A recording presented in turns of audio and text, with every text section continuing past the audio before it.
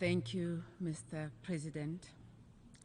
We recognize the presence of His Excellency Bruno Rodriguez Parilla, the Minister of Foreign Affairs of the Republic of Cuba.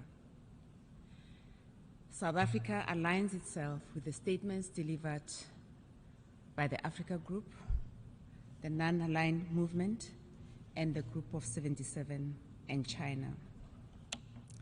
Mr. President, we reiterate our principled support for this resolution and call once more on the United States to heed the almost unanimous call by member states to end its blockade of Cuba, which has impeded its right to development.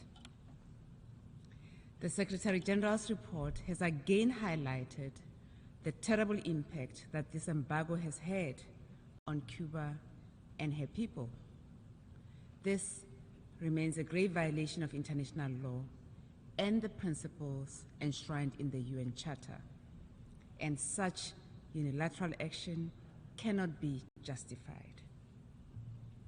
Mr. President, the South African government and people acknowledge with deep humility the sacrifices made by the Cuban people with their lives to fight for South Africa's liberation. We pay tribute to Cuba's selfless generosity and distinguished record in helping those in need around the world in health, education, emergency relief, and development, especially in Africa. This they do despite the economic blockade. Cuba champions the rights of developing countries, and it too has an undeniable right to develop and prosper. Mr. President, South Africa reiterates its unwavering call on the United States to remove this unjust burden of sanctions and to opt for constructive dialogue with Cuba, not its further isolation. South Africa joins the overwhelming majority of United Nations member states in calling for a new chapter of hope for Cuba and its people.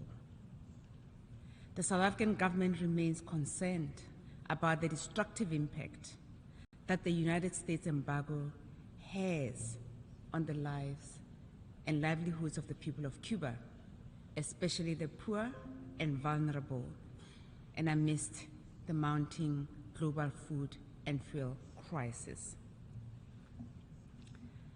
The U.S. designation of Cuba as a state sponsor of terrorism, together with the continued full application of the Helms-Burton Act, including the authorization to file lawsuits in U.S. courts under its Title III, further hinders Cuba's economic, commercial, and financial relations with third countries. The designation is unfounded, and we call for the removal of Cuba from this list, which is aimed at further punitive actions. Mr. President, United States sanctions represents a major impediment for South African companies in conducting business with Cuba. Nevertheless, the relations between South Africa and Cuba continue to serve as a successful model of South-South cooperation. South Africa has recommitted to expanding its existing bilateral cooperation programs with Cuba, as well as to pursue new areas of cooperation, such as in infrastructure development, agriculture, and science and technology. The United States embargo remains the most significant obstacle for Cuba in its quest to realize its development objectives, including the 2030 Agenda for Sustainable Development. United States sanctions have caused major economic difficulties for Cuba, including shortages of essential items such as food, fuel, medicines, and other necessities.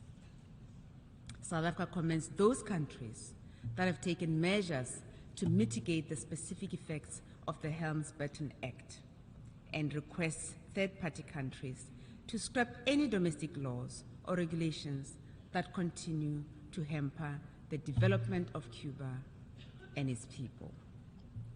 The global commitment to implementing the 2030 Agenda remains in jeopardy when the embargo prevents a member state from fairly participating in its own socio-economic development.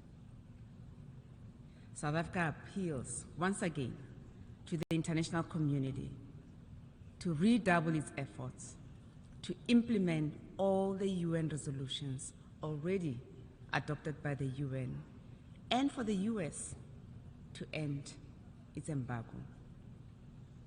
As we all pursue implementation of Sustainable Development Goals, it is incumbent upon us to ensure that no one is left behind, including our brothers and sisters in Cuba.